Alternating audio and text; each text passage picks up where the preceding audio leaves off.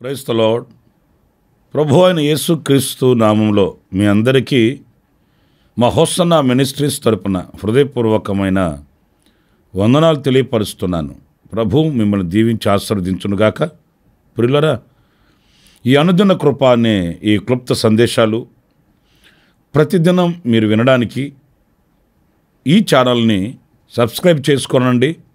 అలాగే ఈ సందేశాలని అనేకులకు షేర్ చేయండి, పరిచయం చేయండి. మీరు కూడా క్రమం తప్పకుండా ప్రతిదినం ఉదయాన్నే ఈ క్లుప్త సందేశాలని వినుట వలన ఆధ్యాత్మికమైనటువంటి మేలు పొందుకుంటూ ప్రభువులు స్థిరపడాలని నేను మనసారా కోరుకుంటున్నాను. ఎక్కువ సమయం మరి మీకు వీలుండదు కనుక క్లుప్త సమయం ఒక దేవుని మాట ఆ దినమంతా ధ్యానంగా ఉండడానికి మాత్రమే ఈ సందేశాలని మీకు అందిస్తూ ఉన్నాను. ప్రతిదినం మొదటి గడియల్లోనే ఈ వాక్య సందేశాలు మీ హృదయంలో ఒక ధ్యానంగా ప్రారంభం అవ్వాలని నేను ఆశిస్తూ ఉన్నాను. అందుచేత ఈ ఛానల్ని తప్పనిసరిగా సబ్స్క్రైబ్ చేసుకొని ఈ సందేశాలు ప్రతిదినం మీకు ఆశీర్వాదకరంగా ఉండేటట్లు మీరు ముందుకు రావాలని ప్రేమతో నేను తెలియపరుస్తున్నాను. రోమపత్రిక 8వ అధ్యాయం 16వ వాక్యంలో చక్కటి మాట పరిశుద్ధుడైన పౌలు రాసిన మాటని నేను చదువుతున్నాను. మనము దేవుని పిల్లలమని ఆత్మ తానే మన ఆత్మతో కూడా సాక్ష్యమిచ్చుచున్నాడు. ఇక్కడ చూడండి, మనము ఎవరము అనేది ఈ వాక్యంలో మనం చూడగలుగుతాము. మనం దేవుని పిల్లలమట. అవును, మన దేవుడు మనకు సృష్టికర్త అయినవాడు. ఆయనే మనల్ని నిర్మించాడు. ఆయనే మనకు రూపకల్పన చేశాడు. ఆయనే మనల్ని జీవింపచేశాడు. ఆయన మనకు తండ్రి. ప్రియులారా, మనము ఆయనకు పిల్లలము అన్నప్పుడు ఇది ఒక గొప్ప ఆధిక్యతను చూపిస్తుంది. ఎందుకంటే ఒక అధికారి పిల్లలు ఆ అధికారికి తగినట్లుగానే నడిపించబడతారు. ఒక ఉన్నతమైన స్థానంలో ఉన్న వాని యొక్క పిల్లలు ఆ స్థానాన్ని బట్టి వాళ్ళు కొనసాగించబడతారు. అలాగైతే మన తండ్రి ఎవరు? ఆయన దేవుడు. ఆయన సృష్టికర్త, ఆయన సమాధానకర్త, ఆయన నిరీక్షణకర్త. అంతేకాదు, ఆయన విశ్వాసమునకు కూడా కర్త. అన్నింటికీ ఆయనే కర్త. ఆయన లేకుండా ఏది కలగలేదు. అంతటి మహామహిమ కలిగిన సుగుణధారి అయిన ప్రభువునకు మనం పిల్లలం అన్నప్పుడు ఆయన అధికారమును బట్టి, ఆయన యొక్క గుణగణములను బట్టి మనం ప్రవర్తించాలి, మనం నడిపించబడాలి అనేది ఇక్కడ మనం సులువుగా నేర్చుకోవలసినటువంటి అనుభవం. చూడండి, ఒక కలెక్టర్ పిల్లలు ఉన్నారనుకోండి. ఆ కలెక్టర్ గారి పిల్లలు సామాన్య వాని యొక్క పిల్లల వలె నడి రోడ్లో గోలీకాయలు ఆడుకోవడం, అల్లరిచిల్లర పనులు చేయడం అలా ఉండరు కదండి. కలెక్టర్ గారి పిల్లలంటే ఆ స్థితికి తగినట్లుగానే ఉంటారు వాళ్ళు. మరి మనము మన తండ్రికి తగినట్లుగా మనం నడిపించబడుతున్నామా అనేది ఒక ప్రశ్నగా మనం వేసుకుంటే, మనం ఎలా నడిపించబడుతున్నాము? ఆయన అధికారమునకు తగినట్లుగా, ఆయన పరిశుద్ధతకు తగినట్లుగా, ఆయన సంపూర్ణతకు తగినట్లుగా, ఆయన మహత్యమునకు మహిమకు తగినట్లుగా మనం బ్రతుకుతున్నామా? లేక ఆయన పిల్లలు మనం చెప్పుకుంటూ మనం మన ధోరణిలో మనం లోకస్తులలో బ్రతుకుతున్నామా అనేది మనం విమర్శించుకోవలసిన విషయము. ఇందులో మనం దేవుని పిల్లలమే అయితే మనం సంతోషించవలసిన విషయం. మీకు ఇంకొక మాట కూడా యెషయా గ్రంథం 63వ అధ్యాయం 8వ వాక్యంలో చక్కటి మాట నేను చదివి వినిపిస్తాను. మీరు నా జనులనియు అబద్ధములాడనేరని పిల్లలనియు అనుకొని ఆయన వారికి రక్షకుడాయను. ప్రియులారా చూడండి వాక్య భాగంలో, అబద్ధమాడనేరని పిల్లలు అంటే సత్యవంతులైన పిల్లలు. మనం దేవుని పిల్లలం. ఎలాంటి దేవుని పిల్లలము, ఎలాంటి పిల్లలము మనము అనంటే సత్యమును కూర్చున్నటువంటి అవగాహన కలిగిన సత్యవంతులమైన పిల్లలమండి మనం. ఎప్పుడు కూడా మనం మర్చిపోకూడదు. అబద్ధము అనంటే అసత్యం. ఆ అబద్ధం అనేది మన నోట రాకూడదు. అంటే అసత్యమును గూర్చినటువంటి వార్త మన నోట రాకూడదు. మనం సత్యవంతులమై ఉండాలి. ఎందుకంటే మన ప్రభు అయిన యేసుక్రీస్తు మన తండ్రి, ఆయన సత్యమై ఉన్న దేవుడు. నేనే మార్గము, నేనే సత్యము, నేనే జీవము అన్నాడు మన ప్రభు అయిన యేసుక్రీస్తు. అదే మన తండ్రి. మరి మనము ఆయన పిల్లలము అన్నప్పుడు ఆయనలో ఉన్న సత్యం మనలో లేకపోతే మనం ఆయన పిల్లలం ఎలా అవుతామండి? అందుచేత మనం సత్యవంతులమైన పిల్లలము అనేది మనం మర్చిపోకూడదు. ఎప్పుడు సత్య దూరమైన మాటలు మనం మాట్లాడకూడదు. సత్యానికి దూరంగా మనం నిలవకూడదు. ఆ అసత్యమును గూర్చినటువంటి ఆ పూర్ణమైన అవగాహన మనం కలిగిన వారమై మనం నడిపించబడాలి అనేది ఈ వాక్యం చెప్తున్న పాఠం. ఇకపోతే రెండవ విషయాన్ని నేను మీతో చెప్తాను. అదేంటంటే ఈ రోమపత్రిక 8వ అధ్యాయం 17వ వాక్యంలో, మనము పిల్లలమైతే వారసులము. రెండవ అనుభవం మనం ఎవరము అనంటే మనం వారసులమండి. చూడండి, మనం దేవుని వారసులం. దేవుని వారసులము అనంటే కాస్త మనం ఆలోచించాలి. దేవునిలో ఉన్న సమస్తమునకు మనము వారసులం. మరి నేను ఒక మాట అడుగుతాను, ఆయనలో లేనివంటూ ఏమున్నాయండి? ఇవి లేవండి ఆయన దగ్గర అని ఒకటి చెప్పుకోగలుగుతామంటే ఏమీ కూడా లేవు. సమస్తము ఆయన యందు గుప్తపరచబడి ఉన్నాయి. సమస్తము ఆయనలో నిక్షిప్తమై ఉన్నాయి. యేసుక్రీస్తు ఒకరోజు పలికాడు, నా ప్రభావము ఎవనిలోకి వెళ్ళింది అని ఆయన నిలిచినప్పుడు అందరూ ఆశ్చర్యంగా చూశారు. అంటే ఆయనలో ప్రభావం ఉంది. నిర్గమాకాండంలో మనం చదువుతాం, నా సన్నిధి అని, నా మహిమ, నా శాంతి, నా రాజ్యము, ఇవన్నీ ఆయనలో ఉన్నవి. మరి ఇంకేమి లేవా అంటే ఆయనలో లేనివంటూ లేవు, అన్నీ ఆయనలో ఉన్నాయి. ఒక మాట, మరి అన్నీ ఆయనలో ఉన్నప్పుడు మనం అన్నింటికీ కూడా మనం వారసులమే కదా. ఆశీర్వాదానికి వారసులము, ఆయన మహిమకు వారసులము, ఆయన రాజ్యమునకు వారసులము, ఆయన శాంతికి వారసులము, ఆయన సమాధానమునకు వారసులం. మనం పిల్లలమైతే ఆ విషయాన్ని మనం మర్చిపోయి అల్పంగా అడుగుతుంటామండి. ప్రభువా, ఒక చిన్న ఇల్లు ఇస్తావా నాయనా అని అడుగుతాము. ప్రభువా, ఒక చిన్న పాత బండి ఒకటి ఇస్తావా నాయనా అని అడుగుతాము. నాయనా, నన్ను ఆరోగ్యవంతునిగా తీర్చిదిద్దుతావా ప్రభువా అని అవిశ్వాసంతో అడుగుతూ ఉంటాము. మనలో ఈ ధైర్యము, ఈ స్థైర్యము, ఈ విశ్వాసము ఉండాలండి. అదేంటంటే నేను నా దేవుని వారసుడను, నా తండ్రి వారసుడను, నా తండ్రిలో ఉన్నవన్నీ నావే. అందుకే యేసుక్రీస్తు కూడా చెప్పాడు, నా నామము పేరట మీరు నన్ను ఏమి అడిగినను తండ్రి అది మీకు అనుగ్రహిస్తాడు. ఎందుకంటే మీరు వారసులు. మనం ఆ బంధము చేత అడుగుతున్నామా ప్రభుని?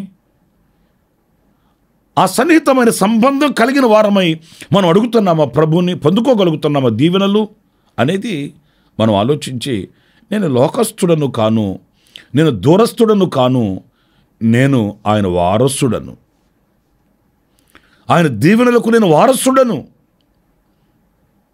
దైవజనులు పాల్ యాంగిచో గారు ఒక రోజున ఆయన సంఘంలో ఒక కారు కొరకు ప్రార్థన చేయమని చెప్పాడంట. చెప్పినప్పుడు వాళ్ళంతా పక్కు నవ్వారంటండి. సంఘమేమో చిన్నది, సహకరించే వాళ్ళేమో తక్కువ, మరి ఈయన గారికి ఏమో పరిచర్య చేయడానికి, సేవ చేయడానికి కారు కావాలట. ఎలా వస్తుంది కారు అనుకున్నారు. సరే, బయటికి చెప్పలేరు కదండి. పాస్టర్ గారు ప్రార్థన చేయండి అంటే ప్రార్థన చేశారు, కానీ వాళ్ళకి నమ్మకం ఏమీ లేదు.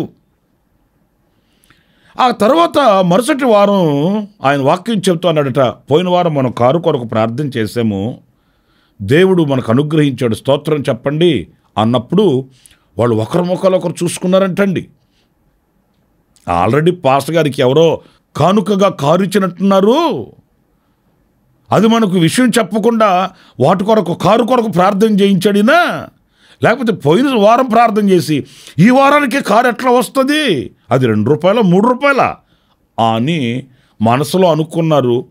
మరి పాస్టర్ గారు చెప్పారు కదా స్తోత్రం స్తోత్రం అని చెప్పి ఆరాధన ముగించక మునిపే వాళ్ళు బయటికి వెళ్ళి వెతుకుతున్నారంటండి ఆ కారు ఎక్కడుంది, ఎక్కడ పార్క్ చేశాడు, ఏ కారు అది అట్లాగని. వాళ్ళకి కనిపించలేదు. అప్పుడు మరలా వచ్చి అడిగారట, పాస్టర్ గారండి మరి కారు దేవుడు ఇచ్చాడు అన్నారు కదా, ఎక్కడుందండి అంటే ఆయన అన్నాడట, నేను గర్భం ధరించి ఉన్నాను, మరి సమయం రావాలి కదా, అది మీరు చూడాలంటే, నేను గర్భం ధరించిన దానిని నేను కనాలంటే సమయం కావాలి కదా. ఆయన అనుగ్రహించిన సంగతి మాత్రం వాస్తవం. ఎందుకు ఆయన అంతగా విశ్వసించగలిగాడంటే, నేను అడిగాను, నేను పొందుకోవడానికి వారసుడను కదా, ఇస్తాడో లేదో, అడిగాను ఆయన చిత్తమో లేదో, ఇలాంటి సందేహాలకి తావు లేదండి. ఆయన నిశ్చయంగా చెప్పాడట, నేను అడిగాను, ఇప్పుడు నేను గర్భం ధరించాను కనుక తగు కాలమందు నా ప్రభు నేను అడిగింది తప్పనిసరిగా ఆయన అనుగ్రహిస్తాడు అని విశ్వాసపు మాటలు వాళ్ళతో చెప్పినప్పుడు వాళ్ళు ఆశ్చర్యపడ్డారంటండి. నిజమే, మనం ఎన్నో విషయాలు ప్రార్థన చేస్తుంటాం, నాకు అది కావాలి, ఇది కావాలి, ఇంత కావాలి, అంత కావాలి అని. మంచిదే, మన అవసరతల కొరకు మనం ప్రార్థన చేయడం తప్పు కాదు, మన హృదయంలో ఉన్న అభిలాషను ఆయనతో వివరించుకోవడం తప్పేమీ కాదు. కానీ విశ్వసించి మనము అడగాలి ప్రభుని, ఎందుకంటే మనము వారసులం కనుక నిశ్చయముగా ఆయన మనకు అనుగ్రహిస్తాడు అనే విశ్వాసంతో, నేను ఆయన వారసుడను అనే ధైర్యంతో మనం అడగగలగాలి. అది మనం మరి ప్రార్థన ఫలించే అనుభవం అని గ్రహించాలి, సంతోషించాలి. ఇక 3వ విషయాన్ని నేను మీతో చెప్తాను. అదేంటంటే, మనము పగటి సంబంధులమట, రాత్రి సంబంధులము కాదు మనము. చూడండి, తెస్సలోనికైలకు రాసిన మొదటి పత్రిక 5వ అధ్యాయం 5వ వాక్యంలో మనం గమనించినప్పుడు, మీరందరూ వెలుగు సంబంధులను పగటి సంబంధులనై ఉన్నారు, మనము రాత్రి వారము కాము, చీకటి వారము కాము. చూసారండి, మనం ఎవరు? మనము వెలుగు సంబంధులం, రాత్రి వారము చీకటి సంబంధులము కాదు. ఎందుకని? జ్యోతిర్మయుడైన ప్రభువు మన మీద ప్రకాశించాడు, మనకు వెలుగు కలిగింది, మనకు రక్షకుడు దయించాడు, మనకు వెలుగు ప్రత్యక్షమై మనల్ని చీకటిలో నుండి ఆశ్చర్యకరమైన వెలుగులోనికి మనల్ని ఆకర్షించుకున్నాడు ఆయన. ఇప్పుడు క్రీస్తు అనే బండ మీద మనం వెలుగులో ఉన్నాము, చీకటి వారం కామండి. మరలా ఆ చీకటి వైపు, చీకటి సంబంధమైన కార్యకలాపాల వైపు మనం చూడకూడదండి. కొంతమంది ఈరోజు వెలుగులో ఉన్నాము అనుకుంటూ చీకటి కార్యక్రమాలలో నిమగ్నమై ఉన్నారండి. మనకు వెలుగేంటో చీకటేంటో కూడా తెలియకపోతే మనం వెలుగులో ఉన్న వారం ఎలా అవుతామండి? వెలుగు సంబంధులమైతే వెలుగు సంబంధమైన వాటిల్ని మనం అనుసరించగలుగుతాము. వెలుగు సంబంధులమైతే ఆ వెలుగును అనేకులకు ప్రత్యక్షపరచగలుగుతాము. మరలా ఆ చీకటి వైపు ఎలా మరలగలుగుతాము? మనలో చీకటి తొలగిపోయింది కదా. చీకటి ఉన్న చోట వెలుగు ఉండదు, వెలుగున్న చోట చీకటి ఉండదు కదా. అన్నప్పుడు మనం వెలుగులో ఉన్నాము, మనం చీకటి క్రియలను చేయనేలా. గనుక మనం జాగ్రత్తగా, మనం అప్రత్యక్షత కలిగిన వారమై, వివేకము కలిగిన వారమై మనం జాగ్రత్తగా అడుగులు వేయవలసిన అవసరం ఎంతైనా కూడా ఉంది. ఎందుకంటే మనం వెలుగు సంబంధులం. మన మాట, మన క్రియలు, మన ఆలోచనలు, మన చర్యలు ఇవన్నీ కూడా వెలుగు వలె, వెలుగు సంబంధుల వలె ఉండాలి. ఆ వెలుగు సంబంధులమై క్రీస్తు యేసుని ప్రతిబింబించగలిగిన, ప్రత్యక్షపరచగలిగిన సాక్షులమై మనం ఉండాలండి. ప్రియమైన దేవుని బిడ్డలారా, వెలుగు సంతోషాన్ని ఇస్తుంది, వెలుగు ధైర్యమునిస్తుంది, వెలుగు మనకు గమ్యాన్ని చూపిస్తుంది. వెలుగు మనల్ని అనేకులకు మాదిరిగా చేస్తుంది. మరి ఈరోజున ఆ వెలుగు సంబంధుల వలె మనము ఉండాలి. ఆ విషయాన్ని మనం గుర్తించాలని దేవుని వాక్యం చెప్తుంది. ఆఖరిగా మరొక మాట కూడా నేను మీతో చెప్తాను. అది గలతీ పత్రిక 3వ అధ్యాయం 7వ వాక్యంలో మనం గమనిస్తే, కాబట్టి విశ్వాస సంబంధులే అబ్రహాము కుమారులని మీరు తెలుసుకునుడి. మనమట విశ్వాస సంబంధులం అంటండి.